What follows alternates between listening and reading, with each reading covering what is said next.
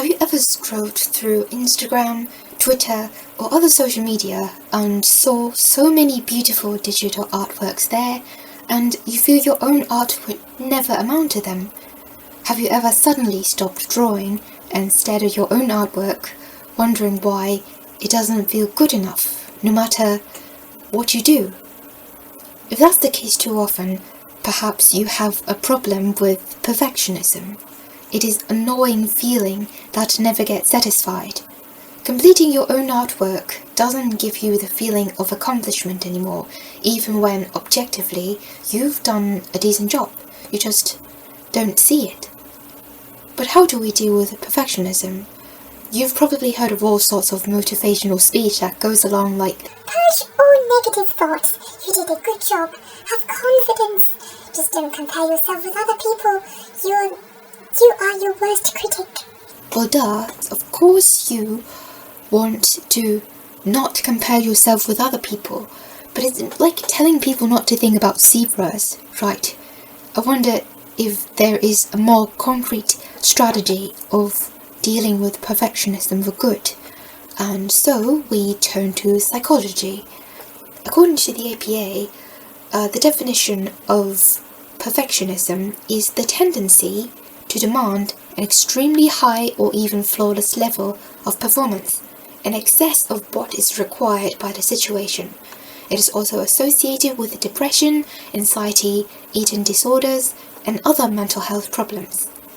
So before we try to deal with perfectionism itself, let's first know how it comes to be. There are multiple perspectives in studying psychology: the emotional, the cognitive, and the behavioral perspective. These three influence each other. Emotion is, of course, your feeling. Cognition is your thinking process and your understanding of the world. Your feelings and thoughts can change how you behave. And conversely, how you behave can also amplify the way you feel and enhance your thoughts.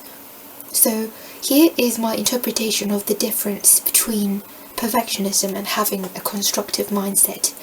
A constructive attitude can help you understand what the standard is, so what good looks like. So when you know what good looks like, you feel motivated and confident in your journey. Then you behave in a way that steadily brings you improvement. And on the other hand, maybe you don't know what good looks like. You just kind of feel that there is an abstract concept called perfection that is kinda there, but is kinda also out of your reach. Or perhaps you do know what good looks like, you just don't understand why you're not reaching the point where your favorite artists are, and then you ruminate on these thoughts, driving you deeper into fear, jealousy, and self-pity.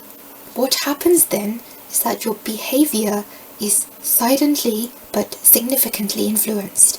You then choose to spend the time looking for ways to improve this one project when there are other opportunities to learn. Finally, you think that too much time has gone by and you need to finish it. But it is finished in a doubtful mood and you consider the time wasted. The cycle then continues to spiral. So, in order to avoid perfectionism, it'll be ineffective if you simply keep telling yourself not to be perfectionistic. Telling yourself you're doing fine, it's okay, you're just paranoid because you can't help how you feel. For example, I'll tell you not to think about zebras, and in your mind there's immediately zebras galloping across the field. If you suppress those perfectionist feelings, they are going to come back later. It's kind of like eating cravings. That's why perfectionism is related to eating disorders. So, instead, you can use both the cognitive and behavioral side of yourself to change those thoughts. For cognition, you can search for how long your favorite digital artist practiced their craft before reaching to where they are today. Some professionals dedicate their full-time schedule in painting. Some are part-time, and some probably only have 2 hours of free time in their day to draw. Knowing these things aren't blatantly telling yourself not to be perfectionistic, but it gives you perspective.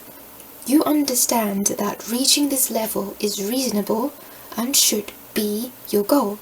And that level over there is unachievable now and should be given more time. Another technical tip is to zoom out of your canvas to see your artwork as a whole. See that little spot of detail you grinded for hours on, people might not even see that. I think some of the more professional digital artists are more comfortable in sharing their artwork in full resolution, so try downloading them, then zoom in. If they drew a detailed artwork in 4K, you'll see the surprisingly rough strokes when you zoom into 100%, or maybe just 80%. Okay, next is behaviors. When it comes to the moment of act, you actually have many choices.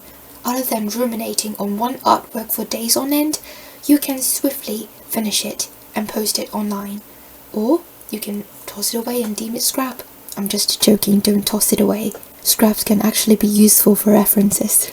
So at the end of the day, the knowledge on different perspectives really help in avoiding feeling bad about yourself. When next time you look at your art and think, why am I not as good as that person? Look ahead a little more.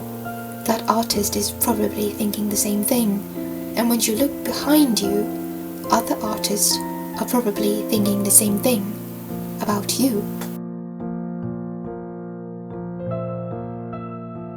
Hey, thank you for watching till the end. I have an exciting announcement. I've opened Ko-Fi, by the way. In case you wanted to commission artwork, you can click the link here or in the description. And I'd also have an art print shop on Society 6. That is a website where artists can just simply upload their artwork and they will print it for you. So if you buy the artwork from Society 6, the prints will be shipped from there to you. So if you're interested, check them up. Don't forget to subscribe. Thank you. Goodbye.